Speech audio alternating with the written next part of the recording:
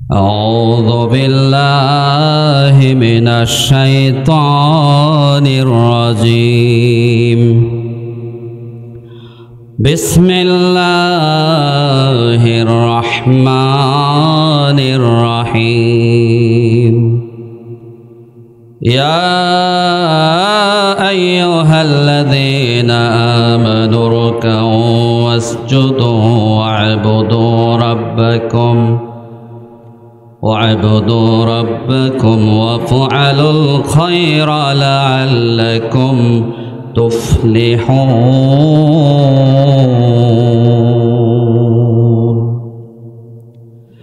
وقال تعالى مخبرا وآمرا: إن الله وملائكته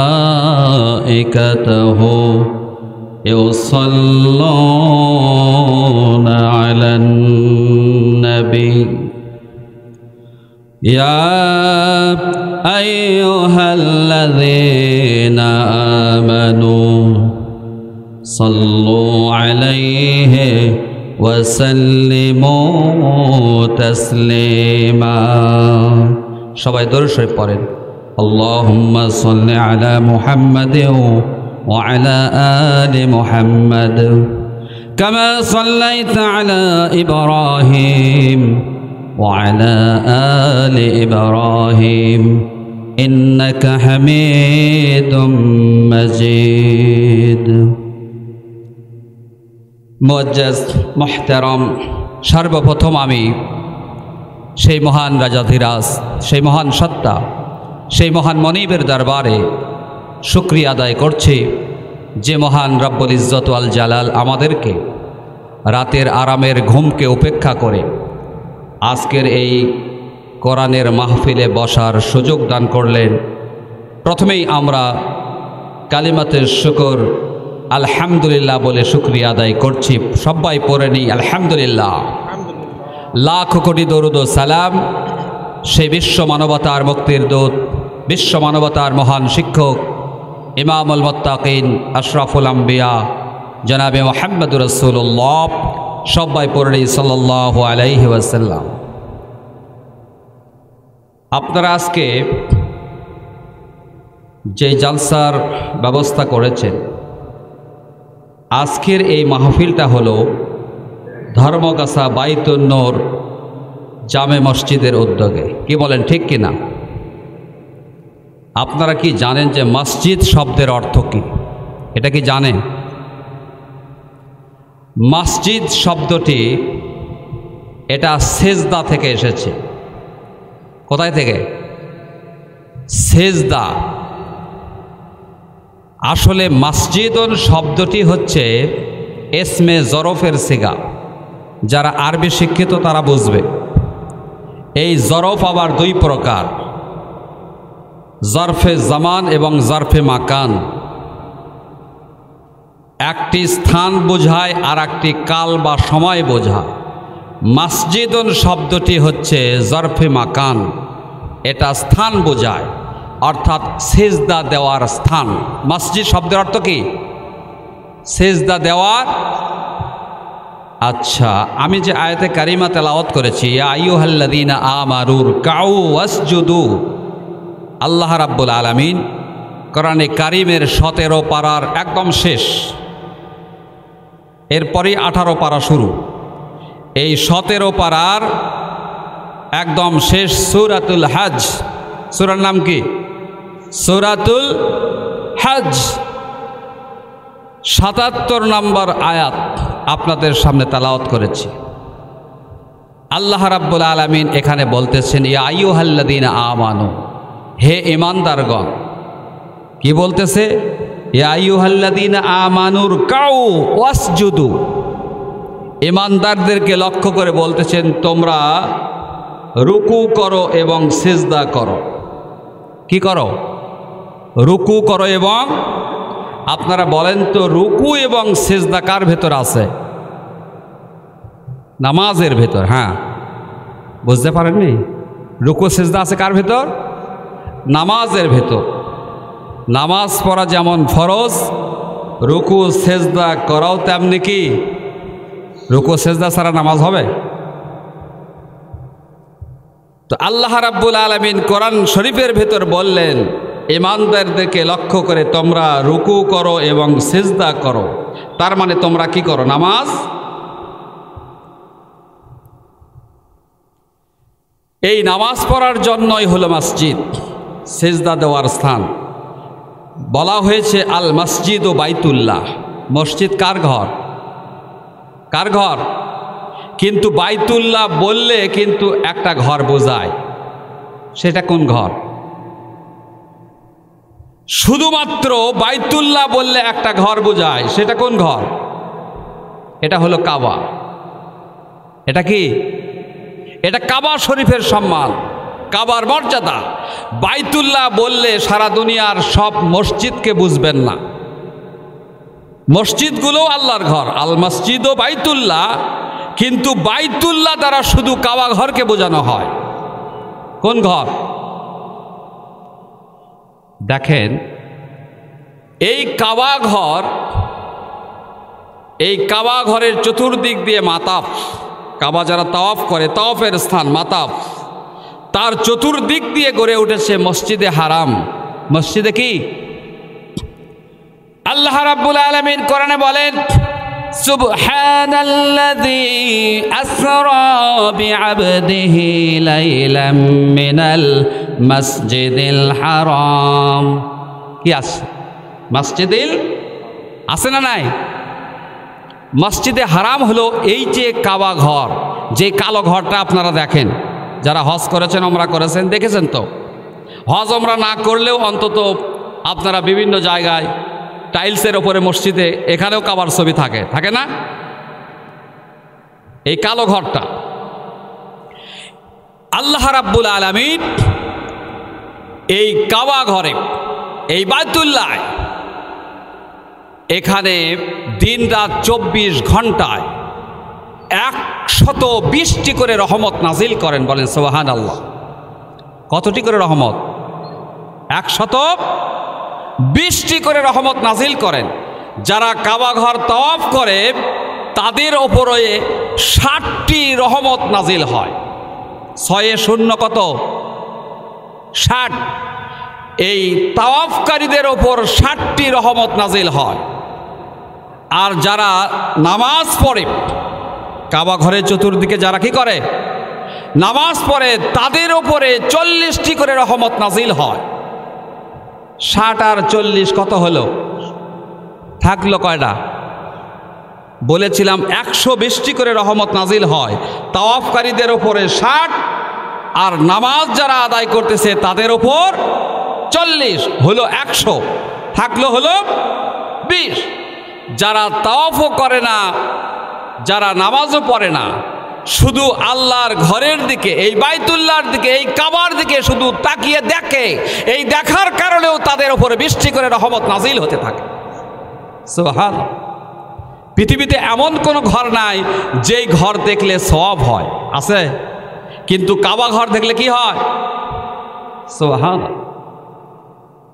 এই কাবা ঘরটা কি? এই কাবা হলো, আচ্ছা বলেন তো, আমরা কোন দিকে মুখ করে নামাজ পড়ি? কোন দিকে? আপনারাই তো বিভিন্ন মত হয়ে যাচ্ছে। পশ্চিম দিকে? যারা বলছেন পশ্চিম দিকে মুখ করে নামাজ পড়ি, এবার তারা বলবেন কাবা ঘরের যারা পশ্চিমে থাকে, কাবা ঘরের যারা পশ্চিমে অবস্থান করে, তারা কোন দিকে মুখ করে নামাজ পড়ে? হ্যাঁ?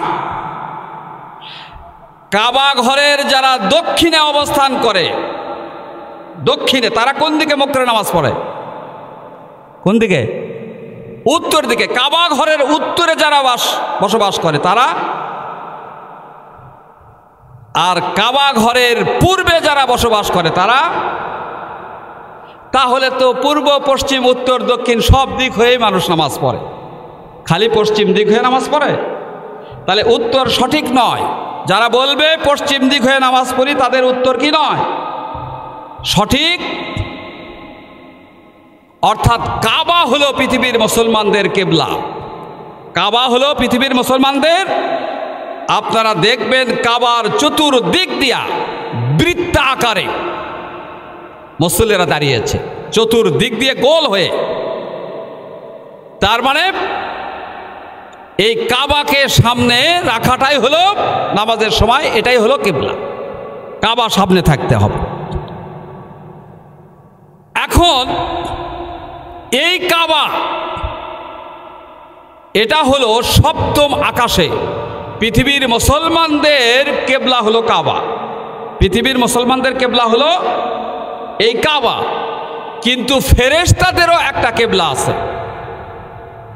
ফেরেশতাদের কি আছে? আকাশের ফেরেশতাদেরও কেবলা আছে। আকাশের ফেরেশতাদের কেবলা হলো সপ্তম আকাশে।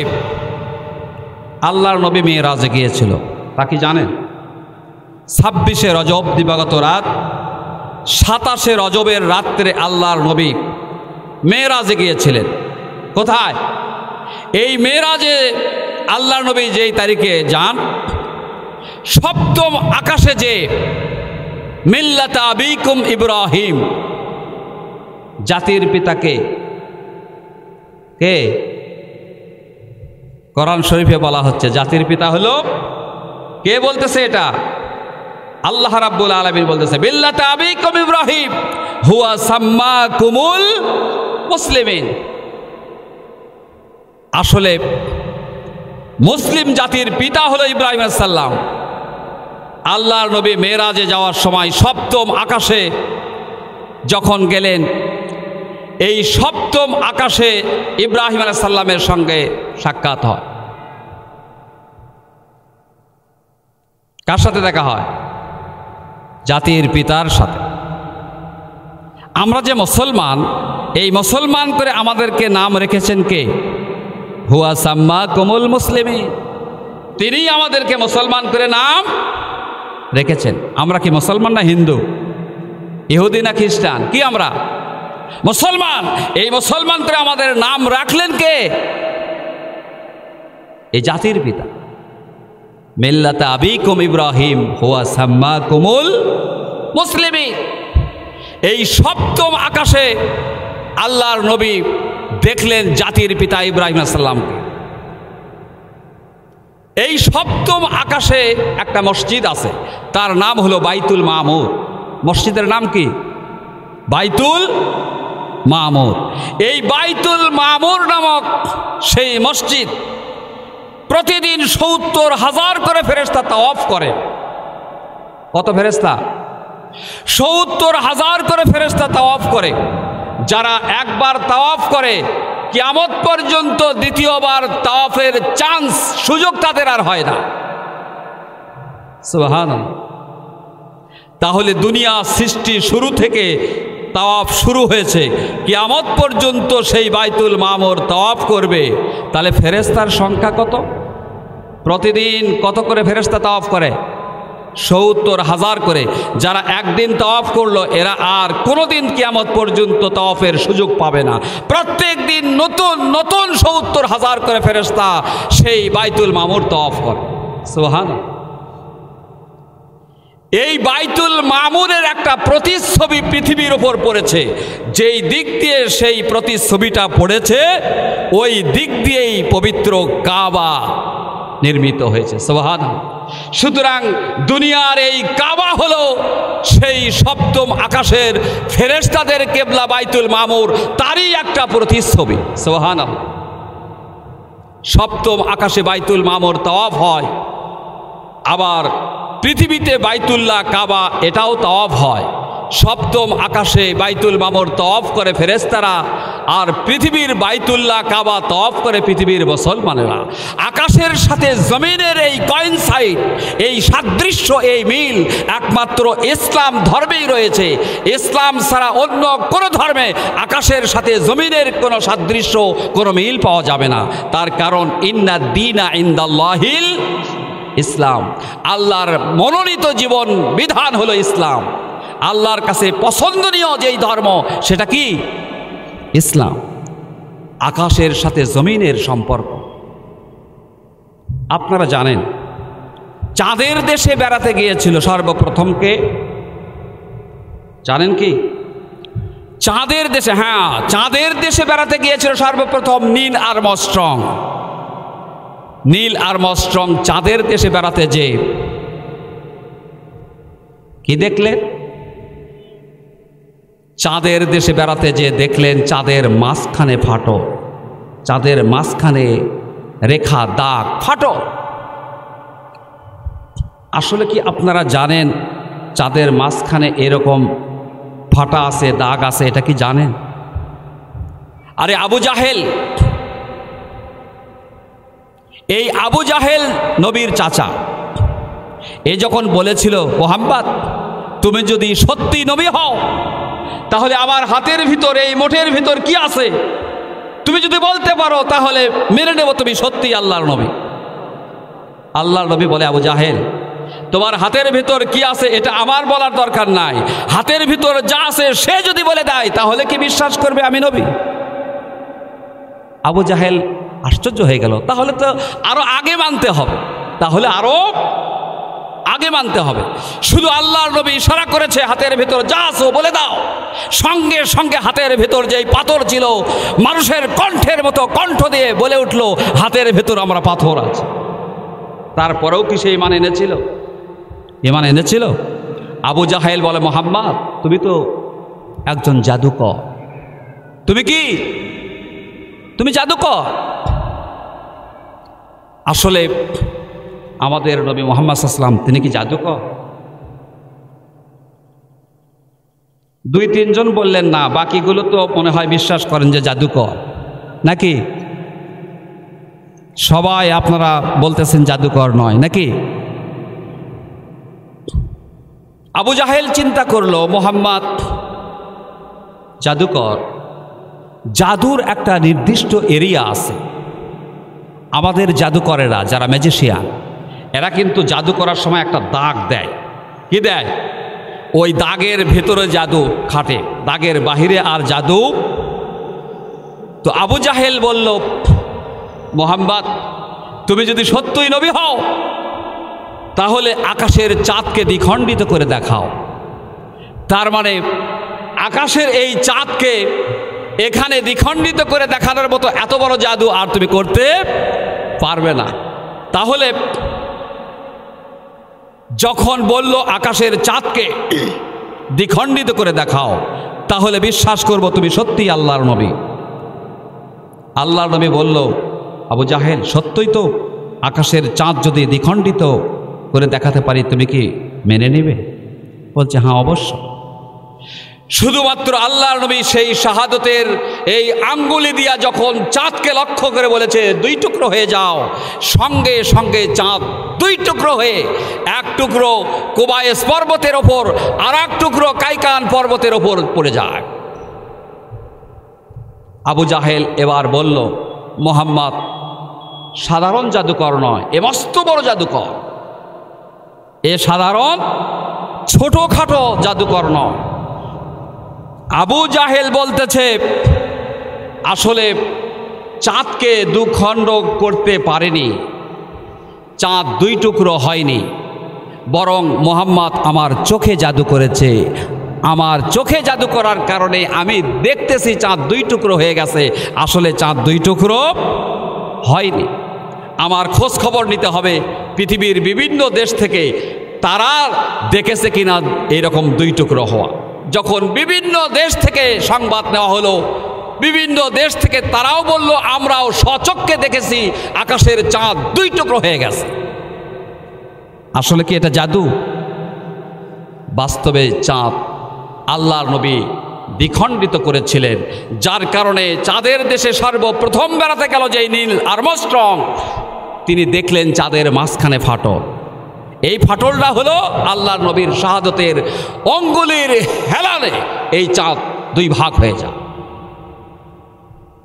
নীল আর্মস্ট্রং ওখানে যে আজানের বাক্যগুলো শুনেছিলেন, তিনি মুসলমান নন, তিনি বোঝেন না, শুধু ওই শব্দগুলো ওই বাক্যগুলো তার কানে আসলো।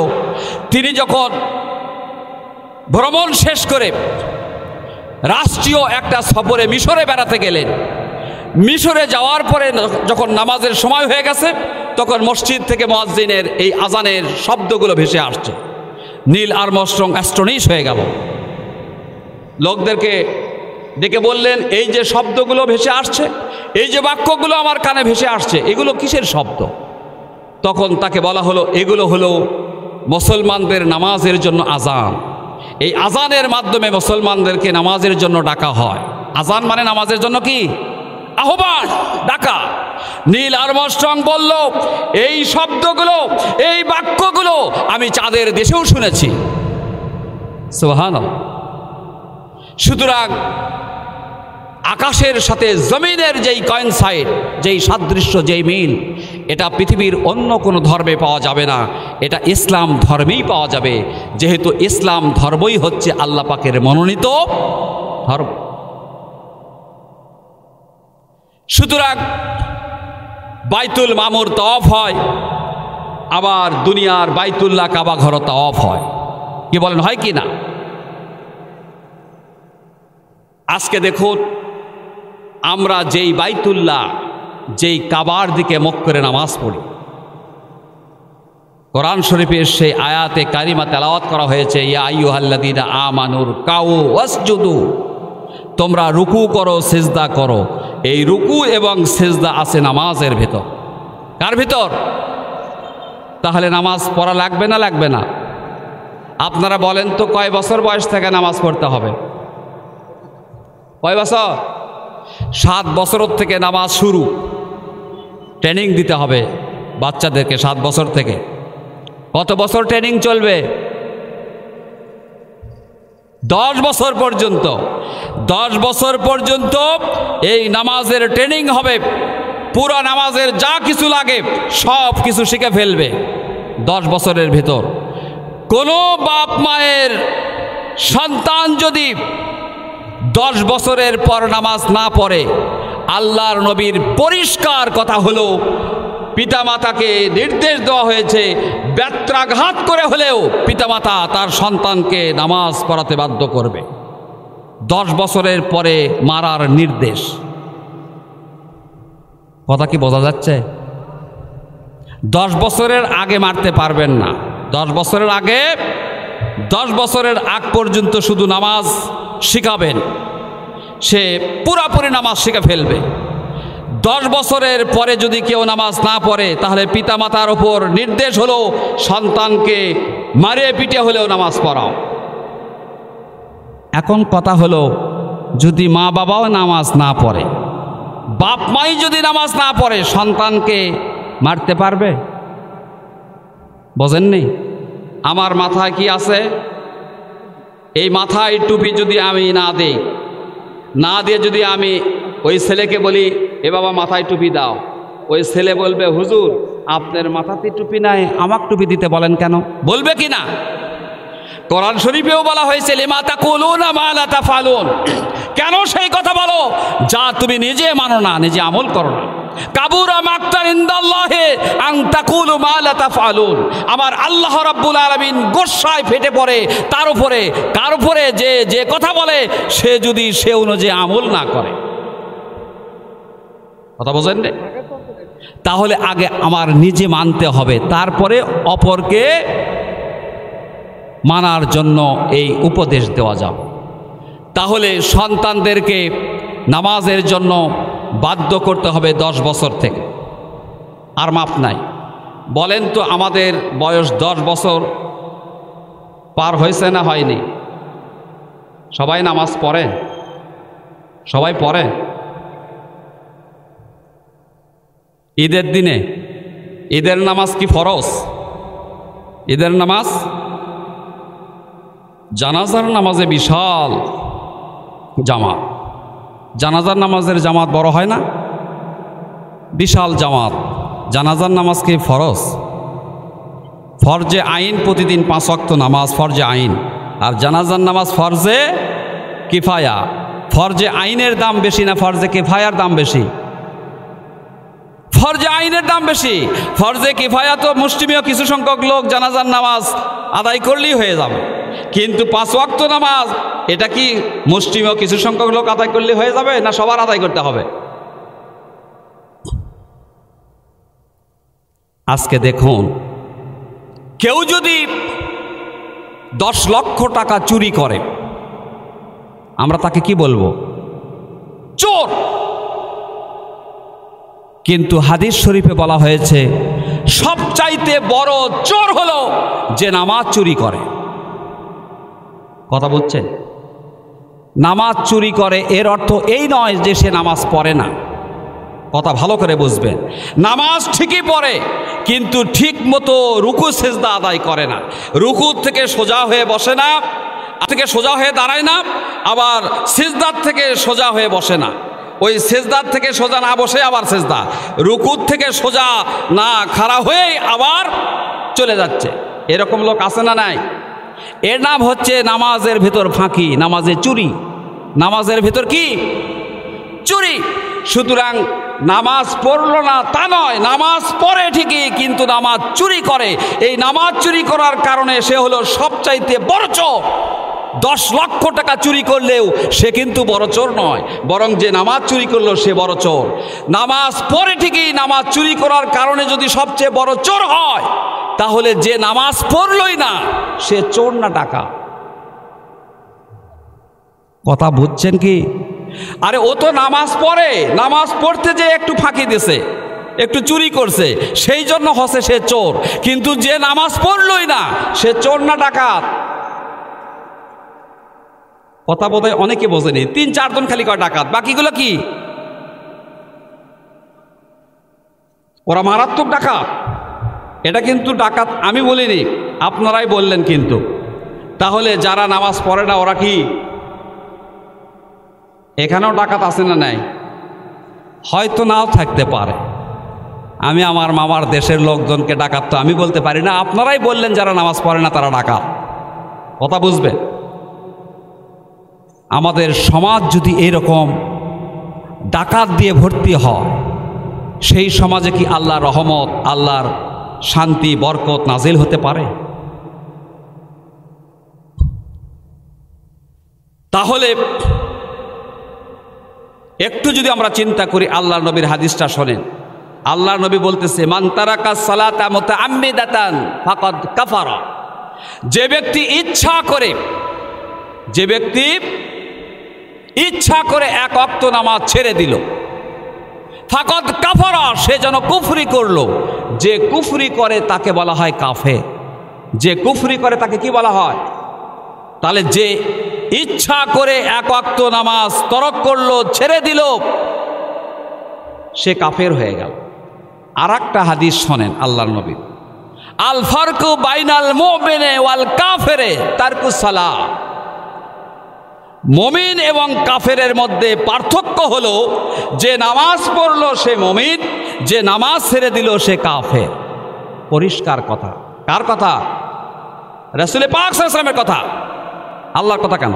হাদিস বললাম তো, আল ফারকু বাইনাল মুমিনি ওয়াল কাফিরি তারকুস সালাহ। মুমিন এবং কাফেরের মধ্যে পার্থক্য হলো যে নামাজ আদায় করলো সে মুমিন, আর যে নামাজ ছেড়ে দিল সে কাফের। এখন আমরা নামাজ ছেড়ে দিয়েও মুমিন দাবি করি, আছে না নাই? নামাজ পড়ি না তারপরেও মুমিন। নামাজ না পড়লে মুমিন থাকা যাবে?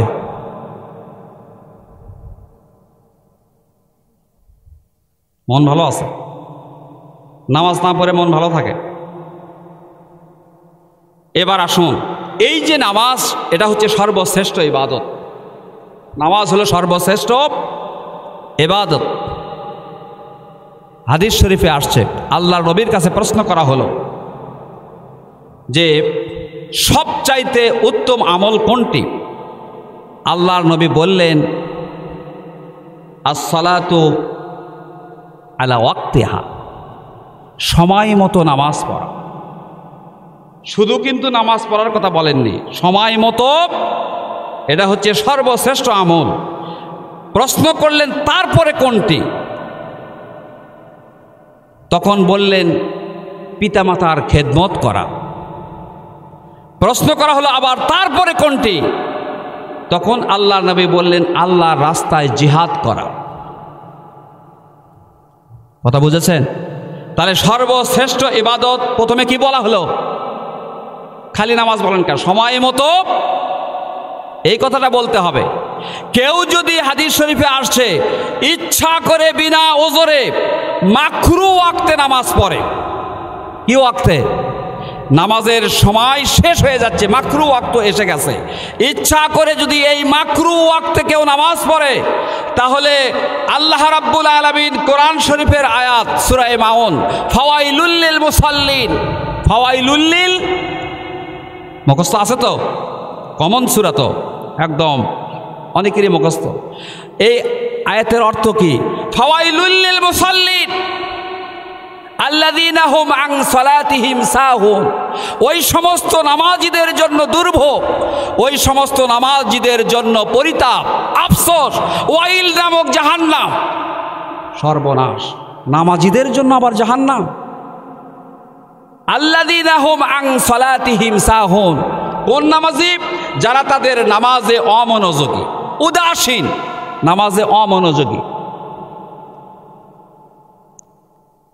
এখন বলা হচ্ছে এই ওয়াইল হচ্ছে জাহান্নামের এমন একটা বিশাল গর্ত, যেই জাহান্নামের এই বিশাল গর্ত দেখে জাহান্নামের অন্য অংশ যারা আছে তারা প্রতিদিন 7 বার করে আল্লাহ পাকের কাছে পানা চায় যে আমরা জাহান্নামে আছি, ভালো আছি, তাও ওয়াইল নামক জাহান্নাম দিও না, ওই ওয়াইল নামক জাহান্নাম থেকে আমাদের বাঁচাও, রক্ষা করো। তার মানে জেলখানা আছে, জেলখানা খোলা জায়গা, জেলখানায় অনেক আসামি আছে, আলো বাতাস আছে, সবাই ওর ভিতরেই বেড়ান, ওর ভিতরেই চলাফেরা করে, কিন্তু জেলের ভিতর আবার শেল আছে। কি আছে জানেন কি? জেলের ভিতর আবার কি আছে? এই ছোট্ট ঘর, অন্ধকার, সেখানে কোনো বন্ধু বান্ধব নাই, ওর একাই ওখানে, এটা আরো কষ্ট।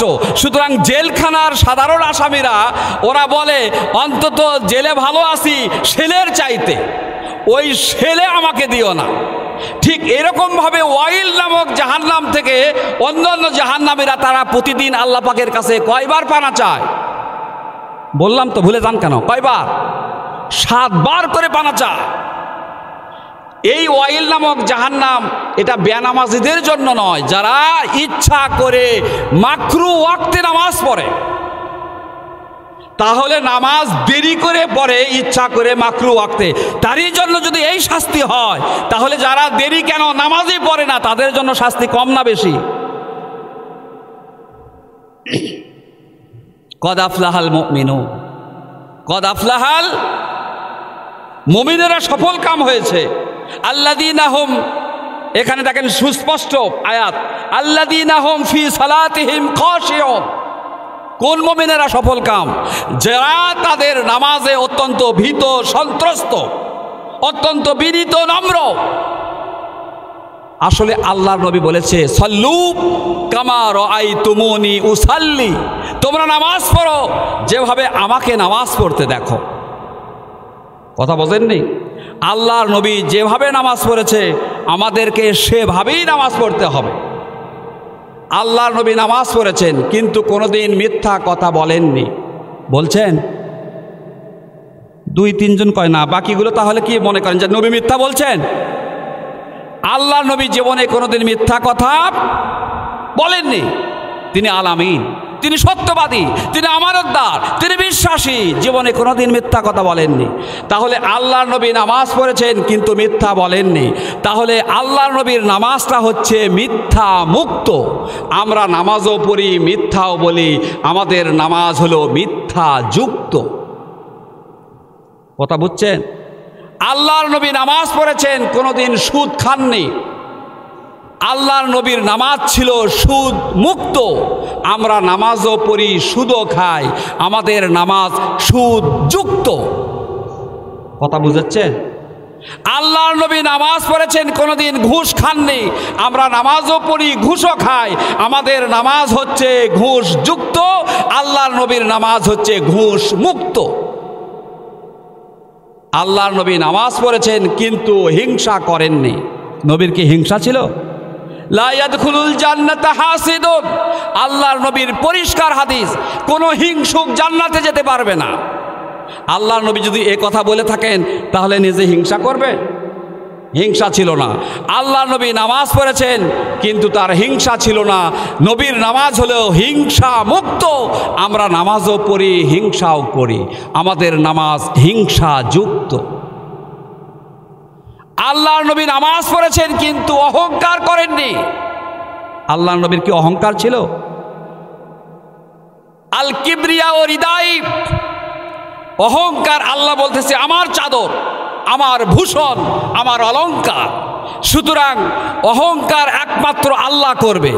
এই অহংকার যদি আমরা কেউ করি তাহলে আল্লাহ যেই অহংকারের চাদর পরিধান করেছে ওই চাদর ধরে টান দিয়ে সেই চাদর আমি আমার নিজের গায়ে পরিধান করলাম। কথা বোঝেননি? আমি কোটি কোটি টাকার মালিক হয়েছি, আমি কেন সালাম দেব একজন রিক্সাওয়ালা ভ্যানওয়ালাকে? তার মানে রিক্সাওয়ালা ভ্যানওয়ালার চাইতে আমি বড়। নিজেকে বড় মনে করার নামেই অহংকার।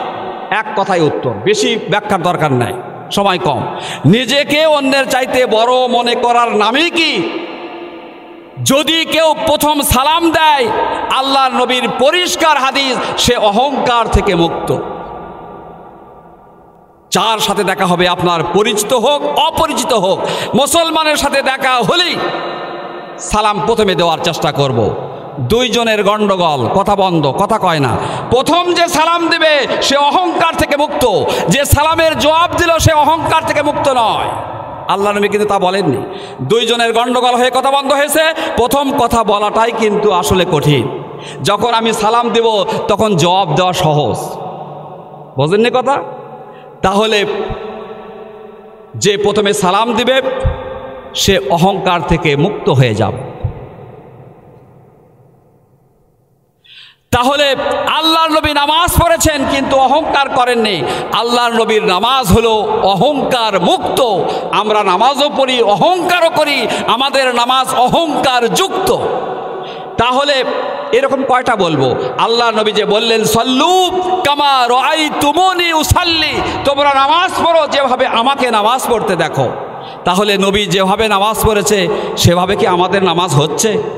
আমরা মিথ্যা, চুরি, ডাকাতি, রাহাজানি, ছিনতাই, ধর্ষণ, জিনা, ব্যভিচার, ওজনে কম, খাদ্যে ভেজাল, সমস্ত অন্যায় অপরাধ করছি, আবার নামাজও পড়ছি। এটা কি নামাজ? এটা কি নামাজ? as-salatu mi'rajul mu'minin, আল্লাহর নবীর হাদিস যে নামাজ হচ্ছে মুমিনদের জন্য মেরাজ। নামাজ মুমিনদের জন্য কি? মেরাজ। অর্থাৎ আল্লাহর নবী মেরাজে যে আল্লাহর দিদার লাভে ধন্য হলেন, আল্লাহ রাব্বুল আলামিনের সাথে কনভারসেশন হলো, কথোপকথন হলো দীর্ঘ সময় ধরে। যেই নামাজ আমরা পড়তেছি সমস্ত বিধান আল্লাহ রাব্বুল আলামিনের পক্ষ থেকে জিব্রাইল ফেরেশতা আল্লাহর নবীর উপর নিয়ে এসেছে। ওহী আল্লাহর নবীর কাছে নিয়ে এসেছে কোন ফেরেশতা? জিব্রাইল আলাইহিস সালাম। কিন্তু নামাজ এমন একটি ইবাদত যেই নামাজের ব্যাপারটা এটা কিন্তু জিব্রাইল আলাইহিস সালাম আল্লাহর নবীর কাছে নিয়ে আসেন। স্বয়ং আল্লাহ রাব্বুল আলামিন আমাদের নবীকে আরশে আজিমে নিয়ে সরাসরি ডাইরেক্ট এই নামাজ শিখিয়েছেন, নামাজ উপহার দিয়েছেন। সুবহানাল্লাহ। এই নামাজ যখন নিয়ে আসেন মিরাজ থেকে, আল্লাহর নবী 50 ওয়াক্ত নামাজ নিয়ে আসতেছিলেন। কত ওয়াক্ত? ষষ্ঠ আসমানে হযরতে মূসা আলাইহিস সালামের সাথে দেখা হয় মিরাজে যাওয়ার সময়। মূসা আলাইহিস সালাম যখন বললেন আমাদের নবীকে যে আপনি আপনার উম্মতের জন্য আল্লাহর পক্ষ থেকে কি প্রেজেন্টেশন, কি উপহার, কি উপঢৌক নিয়ে আসছেন, বলে 50 ওয়াক্ত নামাজ। মূসা আলাইহিস সালাম বললেন আমার এক্সপেরিয়েন্স আছে, আমার অভিজ্ঞতা আছে, মানুষ কথা শুনতে চায় না।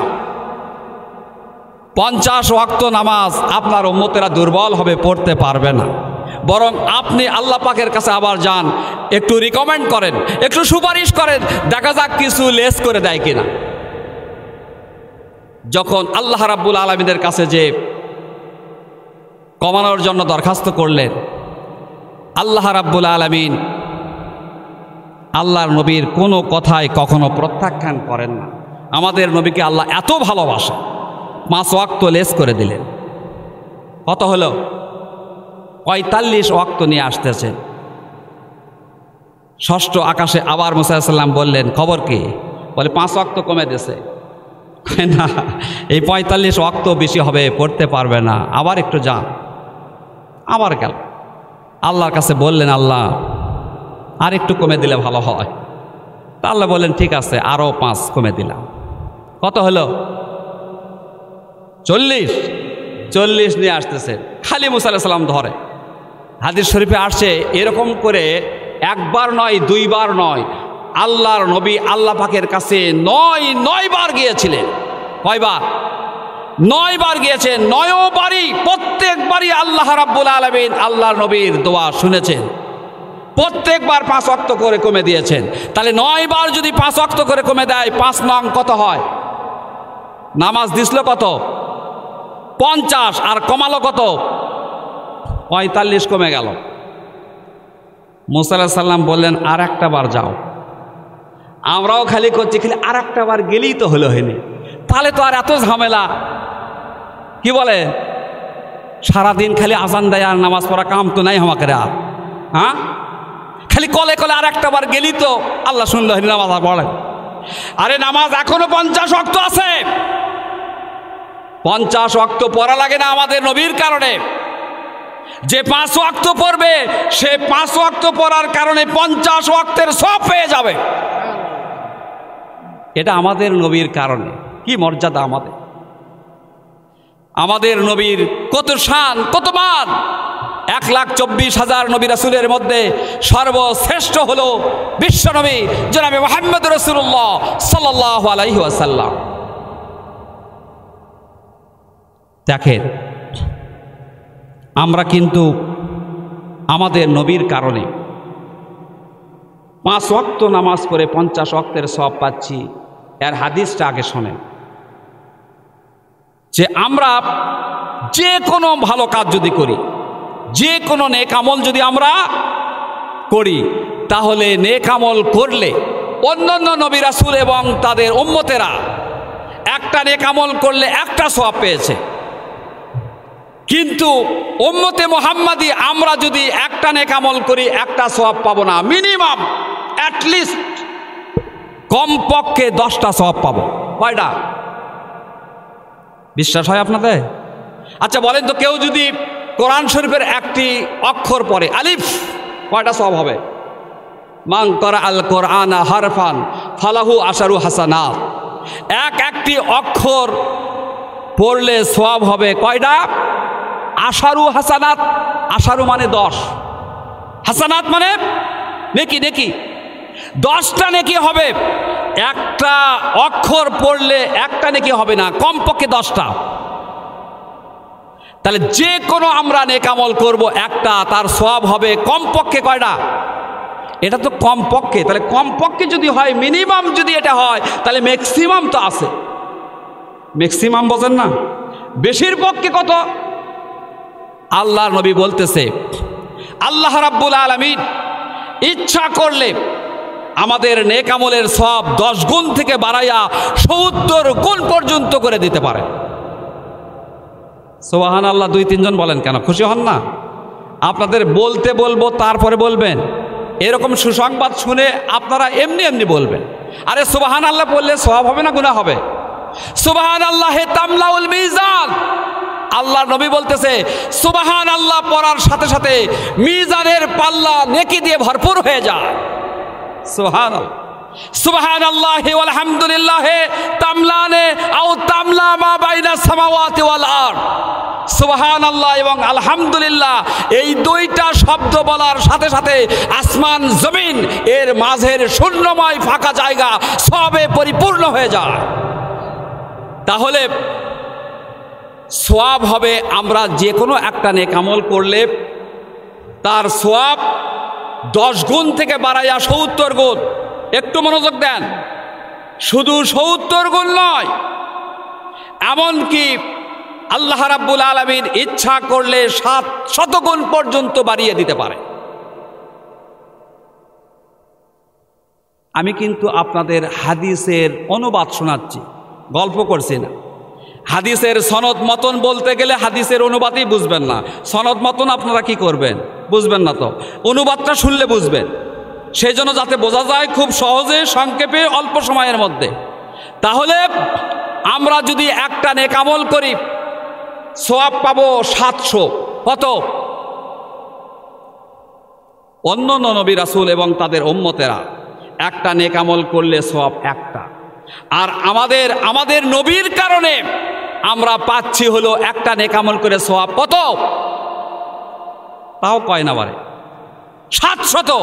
মুখস্থ করতে হবে এগুলো। ওয়াজ শুনে আপনাদেরও বাড়িতে যে বলতে হবে। আপনাদের অনেকের মা, অনেকের স্ত্রী, অনেকের মেয়ে, তারা হয়তো আসেনি, তাদের কাছে আপনাদের ওয়াজ করতে হবে। আমি তো তাদের কাছে যেতে পারবো না। ওয়াজ শুনে মুখস্থ করে এগুলো আবার বলতে হবে। বাল্লিগু আন্নি ওয়ালাউ আয়া। আল্লাহর নবীর হাদিস হচ্ছে, তোমাদের কারো যদি একটা হাদিসও, একটা সেন্টেন্স, একটা বাক্যও যদি জানা থাকে, এটা মানুষের কাছে পৌঁছে দাও।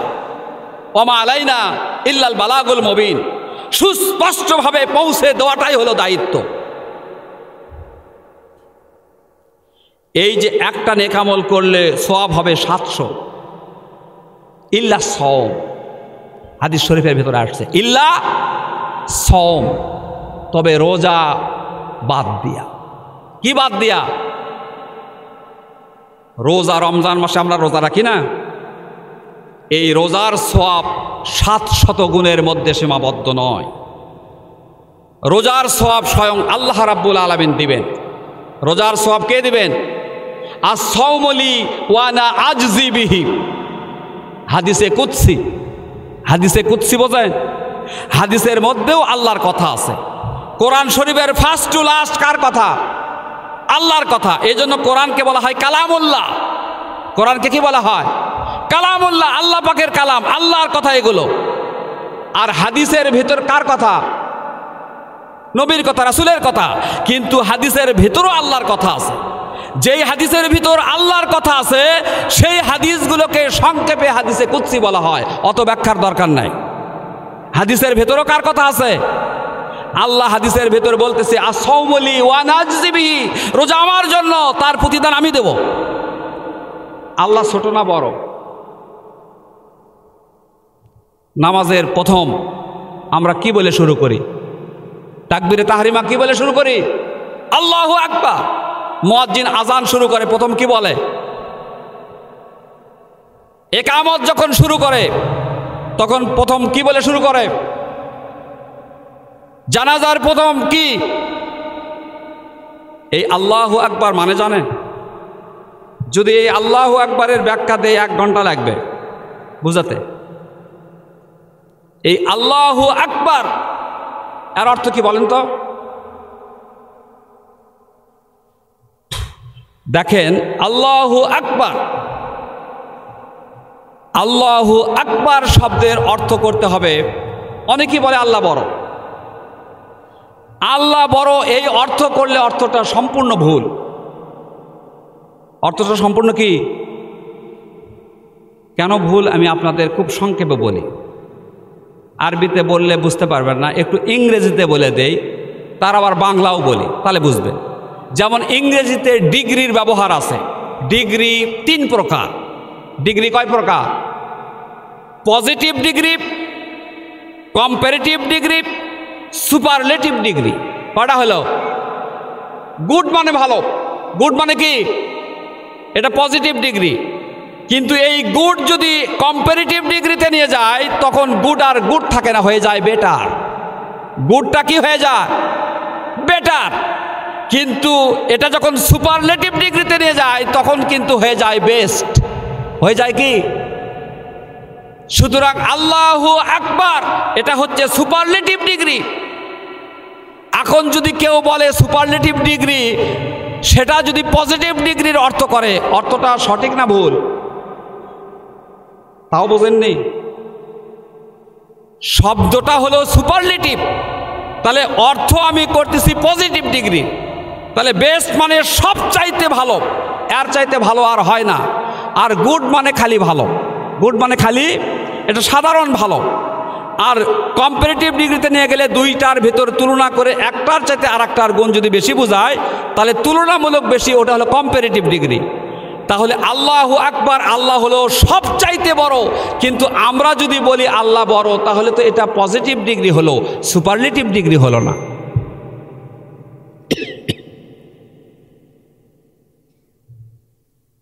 তাহলে আল্লাহ হলেন সবচাইতে বড়। আল্লাহ যদি সবচাইতে বড় হয় তখন আল্লাহ যখন আমাদেরকে প্রতিদান দিবেন, সেই প্রতিদান আল্লাহ কি কম দিবেন না বেশি দিবেন? আজকের এই মাহফিলের আমার মামা প্রধান অতিথি, কথা বুঝবেন, মামা হলো প্রধান অতিথি। মামা যদি এখানে 50,000 টাকা দেয় আর বিশেষ অতিথি যদি 1 লক্ষ টাকা দেয়, মামার সম্মান থাকবে? কথা বোঝেননি? তার মানে প্রধান অতিথি সে দিল কত? 50,000, আর বিশেষ অতিথি দিল কত? প্রেস্টিজ কনসার্ন হয়ে যাবে মামা, সম্মান শেষ, তাই নাকি? তাহলে আজকের এই মাহফিলে একজন মেম্বার সাহেব এসে 20,000 টাকা দিল আর চেয়ারম্যান এসে 10,000 দিল, আপনারা কি বলবেন? মেম্বারের চাইতে চেয়ারম্যান বড় না ছোট? বড়। তাহলে চেয়ারম্যানের দানটাও হতে হবে, তাহলে তার সম্মান টিকে থাকবে, তাই না? এখন চেয়ারম্যান সাহেব দিল 50,000 টাকা, এমপি সাহেব এসে দিল 20,000, হবে? আপনারা বলবেন এমপি সাহেব চেয়ারম্যানের চাইতে বড় না ছোট? তাহলে এমপি সাহেব যদি চেয়ারম্যানের চাইতে বড় হয়, এমপি সাহেবের দানও কি হতে হবে? বড় হতে হবে। এখন এমপি সাহেব যদি 1 লক্ষ দেয় আর একজন মন্ত্রী এসে সে যদি দেয় 50,000, এটা সাজবে? মানাবে? মন্ত্রী এমপির চাইতে বড়, সুতরাং মন্ত্রীর দানটাও এমপির চাইতে।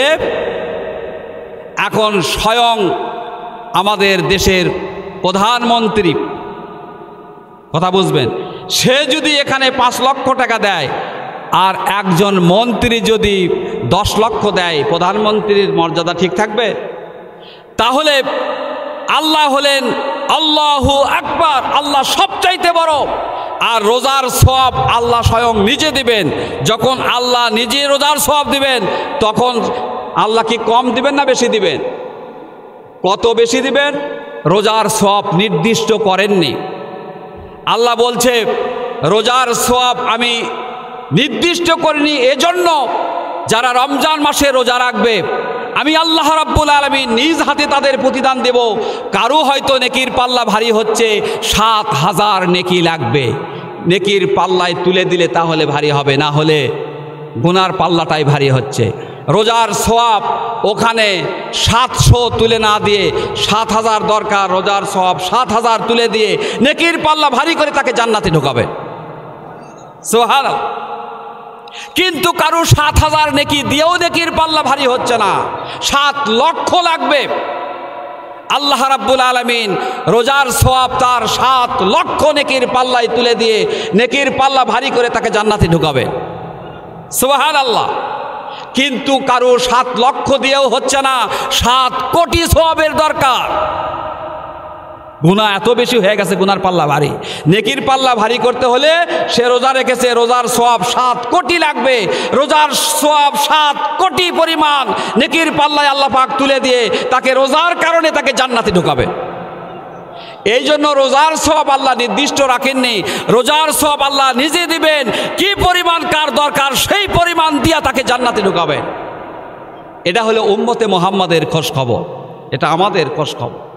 অন্য কোন নবী রাসূল তাদের উম্মতের এই সুখবর নয়। শুধু তাই নয়, শুধুমাত্র এটাই খোঁজ খবর নয়, অন্য অন্য নবী রাসূল এবং তাদের উম্মতেরা সারা রাত জেগে জেগে ইবাদত করে সারা রাত জেগে ইবাদতের সওয়াব পেয়েছে। কিন্তু উম্মতে মুহাম্মাদীদের সারা রাত জেগে জেগে ইবাদত করতে হবে না।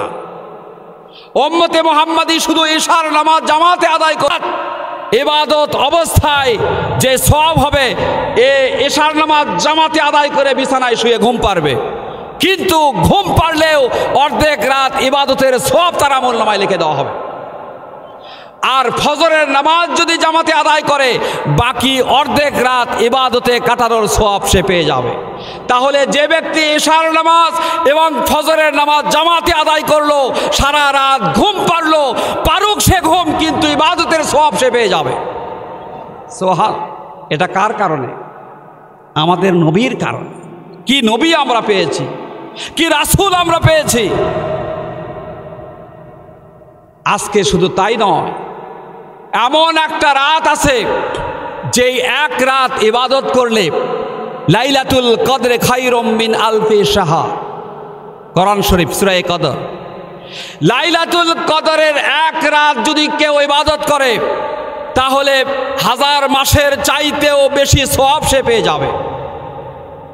1000 মাস সমান 83 বছর 4 মাস। কত? আমরা ইবাদত করব এক রাত, কিন্তু সওয়াব পাবো 83 বছর 4 মাসের চাইতেও বেশি। এটা কার কারণে? আমাদের নবীর কারণে। আমরা কোনোদিন কিন্তু আল্লাহকে বলিনি, আল্লাহ তুমি আমাদেরকে মুসলমান করে পাঠাও। কেউ দোয়া করেছিলেন? আল্লাহ ইচ্ছা করলে হিন্দু, বৌদ্ধ, খ্রিস্টান করেও দুনিয়াতে পাঠাতে, কিন্তু মুসলমান করে পাঠিয়েছে। শুধু মুসলমান করে নয়, আল্লাহ ইচ্ছা করলে আদম আলাইহিস সালামের উম্মত করেও পাঠাতে পারতেন, হযরতে ইব্রাহিম আলাইহিস সালামের উম্মত করেও পাঠাতে পারতেন, হযরতে মূসা আলাইহিস সালাম, ঈসা আলাইহিস সালাম তাদের উম্মত করেও পাঠাতে। কোনোদিন বলিনি আমাদেরকে হযরতে মুহাম্মদ সাল্লাল্লাহু আলাইহি সাল্লামের উম্মত করে দুনিয়ায় পাঠাও। বলেছিলাম বিনা দরখাস্তে, বিনা দোয়ায় আল্লাহ রাব্বুল আলামিন এত মহব্বত, এত ভালোবাসেন যে আমাদেরকে সর্বশ্রেষ্ঠ নবীর উম্মত করে পাঠিয়েছে। যেই নবীর উম্মত হওয়ার জন্য নবী রাসূল পর্যন্ত আল্লাহর কাছে দোয়া করেছে।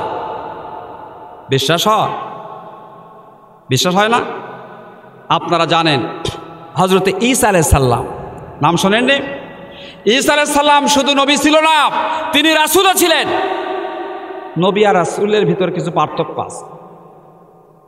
রাসূল হলো যাদের উপরে আসমানি কিতাব নাজিল হয়েছে, যাদের উপর আসমানি কিতাব নাজিল হয়েছে তারা রাসূল, তারা নবীও। প্রত্যেক রাসূল নবী ছিলেন, কিন্তু প্রত্যেক নবী রাসূল ছিলেন না। নবীদের উপরে আসমানি কিতাব নাজিল হয়নি, তারা শুধু নবী। আর যাদের উপর আসমানি কিতাব নাজিল হয়েছে তারা রাসূলও, তারা নবীও। তো ঈসা আলাইহিস সালাম কিন্তু নবীও ছিলেন, রাসূলও ছিলেন, তার উপরে আসমানি কিতাব নাজিল হয়েছে। আসমানি কিতাব, যেই কিতাব নাজিল হয়েছে সেই কিতাবের নাম কি বলেন তো? ইনজিল কিতাব। ঈসা আলাইহিস সালামের উপর ইনজিল কিতাব নাজিল হয়েছে। ঈসা আলাইহিস সালাম তিনি কি ইন্তেকাল করেছেন, মৃত্যুবরণ করেছেন? কোরআন শরীফে স্পষ্টভাবে বলা হয়েছে ঈসা আলাইহিস সালামকে ইহুদিরা মারার জন্য ষড়যন্ত্র করলো, তাকে হত্যা করবে। আল্লাহ বললেন, ঈসা তুমি 4 দেওয়াল বিশিষ্ট একটা ঘরের ভিতর আশ্রয় নাও, যার উপরে ছাদ নাই, ছাদ ফাঁকা। ঈসা আলাইহিস সালাম এরকম 4 দেওয়াল বিশিষ্ট একটা ঘরে আশ্রয় নিলেন, উপরে ছাদ নাই। ইহুদিরা দেখলো ঈসা আলাইহিস সালাম এই ঘরের ভিতর ঢুকলো। ওরা কয়েকজন গেল, বন্ধু বান্ধবেরা কয়েকজন বাইরে থাকলো, আর একজনকে বললো যাও ঘরের ভিতর ঢুকে ঈসাকে হত্যা করো। এখন একজন ঘরের ভিতর ঢুকলো ঈসা আলাইহিস সালামকে হত্যা করার জন্য। ঠিক ওই মুহূর্তেই আল্লাহ রাব্বুল আলামিন ঈসা আলাইহিস সালামকে আকাশে তুলে নিলেন। ঈসা আলাইহিস সালামকে কোথায় তুলে নিলেন? আকাশে তুলে নিলেন। আর যে ঘরের ভিতর ঢুকেছে ঈসা আলাইহিস সালামকে হত্যা করার জন্য, তার চেহারা একদম সম্পূর্ণ ঈসা আলাইহিস সালামের চেহারার মতো আল্লাহ পাক বানিয়ে দিলেন। এখন এই বেচারা ঘরের ভিতর ঢুকে খালি বারবার খোঁজাখুঁজি করতেছে যে ঈসা আলাইহিস সালাম দেখলাম এই ঘরের ভিতর ঢুকলো, গেল কোথায়, গেল কোথায়, দেরি হচ্ছে। এই দেরি হতে হতে ওর সহপাঠী বন্ধুরা বাহিরে বসে আছে, কয় বন্ধু এতক্ষণও আসে না কে? এরা হরবার করে সব ঘরের ভিতর ঢুকছে, ঢুকেই দেখে ঈসা হত্যা। কিন্তু হত্যা করেই ওরা দ্বিধাদ্বন্দ্বের মধ্যে পড়ে গেল। সেই দ্বিধাদ্বন্দ্বের কথা কোরআন শরীফে বলা হয়েছে, ওয়ালাকিন শুব্বিহা লাহুম। এরা দ্বিধাদ্বন্দ্বের মধ্যে পড়ে গেল। দ্বিধাদ্বন্দ্ব কি? দ্বিধাদ্বন্দ্ব হলো ওরা বলতেছে আমরা যদি ঈসা আলাইহিস সালামকেই হত্যা করি তাহলে আমাদের বন্ধু সহপাঠী যাই ঢুকলো তাই গেল কোথায়? আর যদি আমরা আমাদের বন্ধুকেই হত্যা করি তাহলে ঈসা গেল কোথায়? এটা হচ্ছে তাদের দ্বিধাদ্বন্দ্ব।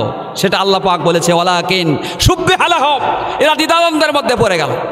আল্লাহ পাক ঈসা আলাইহিস সালামকে আকাশে তুলে নিলেন আর ওদের একজনের চেহারা ঈসার মতো বানিয়ে দিয়ে তাকেই হত্যা করা হলো। ওয়া মাকারু ওয়া মাকারাল্লাহু ওয়াল্লাহু খায়রুল মাকিরিন। আসলে ওরা ষড়যন্ত্র করেছিল ঈসা আলাইহিস সালামকে হত্যা করার জন্য, কিন্তু আল্লাহ রাব্বুল আলামিনও তাদের সাথে একই শব্দ মাকারু ব্যবহার করা হলো, কিন্তু আল্লাহর ক্ষেত্রে এই শব্দর অর্থ ওই অর্থ ব্যবহার করা যাবে না যে আল্লাহও তাদের সাথে ষড়যন্ত্র করলেন। তা বলা আল্লাহ কি ষড়যন্ত্র করে?